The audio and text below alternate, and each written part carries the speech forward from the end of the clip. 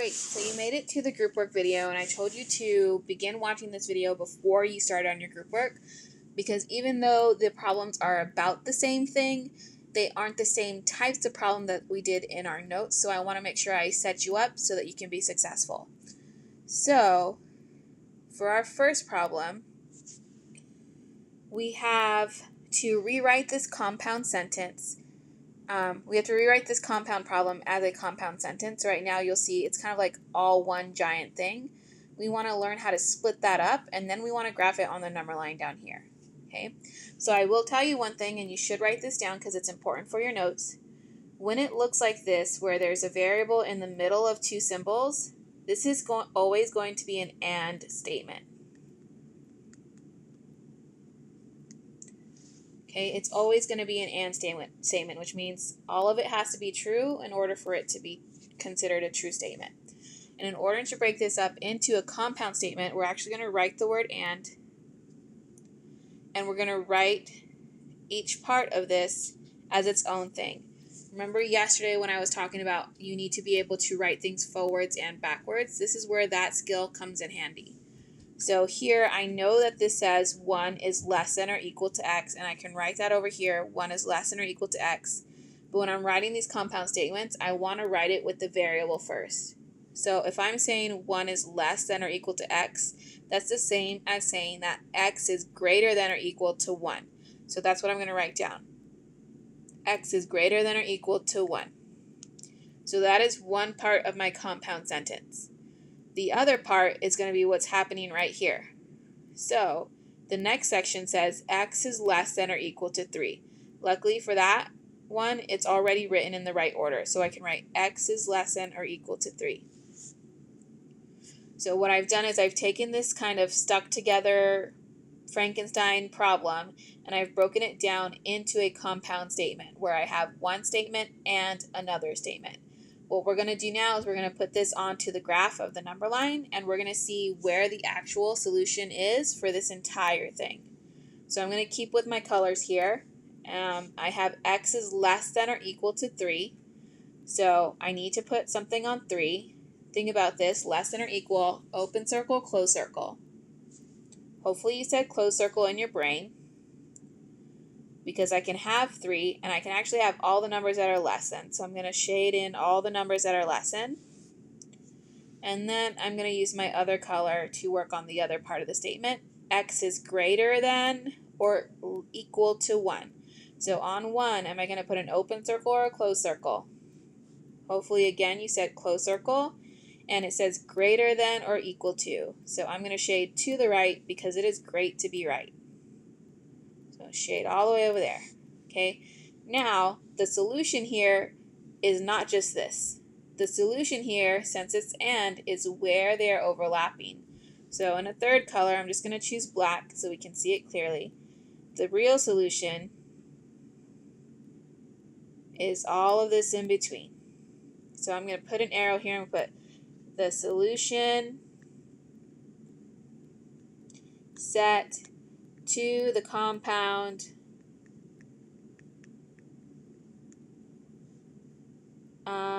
statement. Okay, so if you look right next door, you have a problem here. This one is already broken up for you. See, they have the word or there. It's already broken up for you. Your job is to put these onto the number line. That's it. So pause the video right now with your partner or with your group. I want you to put these onto the number line. Come back when you're done with that problem to see if you got it right. Okay, so I hope that you actually went and did this problem and came back to check it. So if you came back to check it, what you should be seeing right now on your paper is you should have a closed circle on -5, shaded this way. I know there's no number line there, but we can pretend. And you should have a closed circle on +2, and it's shaded this direction. Okay, for our case, for our actual solution set to this problem, it's both of these pieces. So this piece and this piece, both pieces are part of the solution.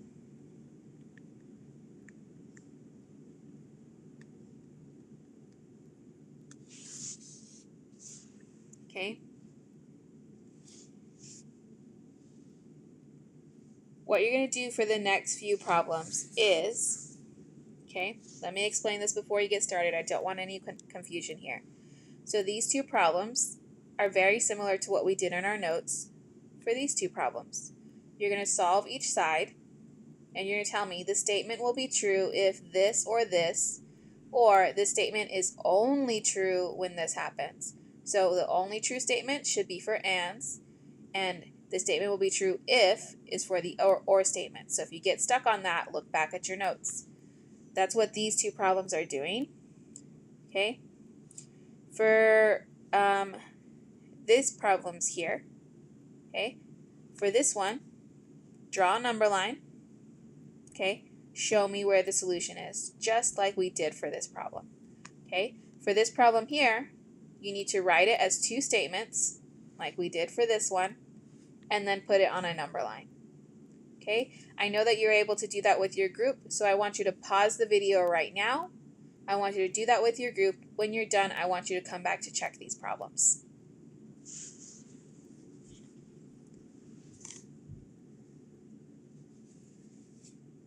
Okay, so hopefully you're back because you've done the problems. So for this or statement, the first thing we need to do is we need to solve each side.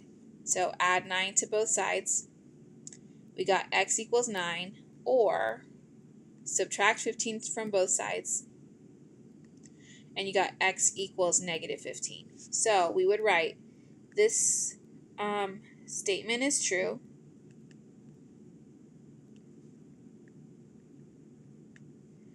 if x equals 9 or x equals negative 15. And that's it. Okay, take a look at this problem. This was another or statement. Okay, we add 8 to both sides. We get 5x minus 15. We get x equals negative 3, or subtract 1 from both sides. We get x equals negative 11. Okay, so this statement is true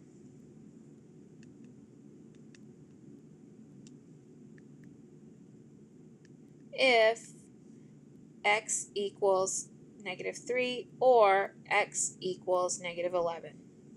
Okay, now let's take a glance at the last two statements. Okay, we have x is less than negative 8 and x is greater than negative 8. So I know this has to do with negative 8, and I'm going to graph these in different colors just so I can see. So less than negative 8, open circle, less than means to the left, other problem, open circle, greater than means to the right. Okay, so we actually had a problem like this yesterday when we had the problem that said m does not equal 3, and we're like, okay, that can be all of the numbers except 8. So this is another way to express that. That means I can have all the numbers over here, and I can have all the numbers over here, but I cannot have 8 because neither of these symbols says equal. Okay, let's take a look at our last group work problem before we start our independent work. So we have 0 less than x. Remember, it's important to be able to write this both ways. So if 0 is less than x, that means x is greater than 0. So x is greater than 0, and okay, x is less than or equal to 10. So again, we're going to draw our number line. I'm going to color these out so I know which one's which. X is greater than 0, so here's 0, and it's greater than, so that's an open circle. And I'm going to go to the right because it is great to be right. Okay, secondly, we have x is less than or equal to 10. So I know 10 is bigger than 0, so I know 10 has to be over here somewhere. And it's less than or equal to, so I can have a closed circle here. And less than is to the left, so I'm going to shade to the left. Now, I have a lot of squiggles all over the number line, but I need to point out which part is actually the solution. So I'm going to do that. The solution, because this is an and statement, should be where they overlap. So if I'm looking at where they overlap in here, including this point, but not including this point. Okay, so this is the solution set for this statement.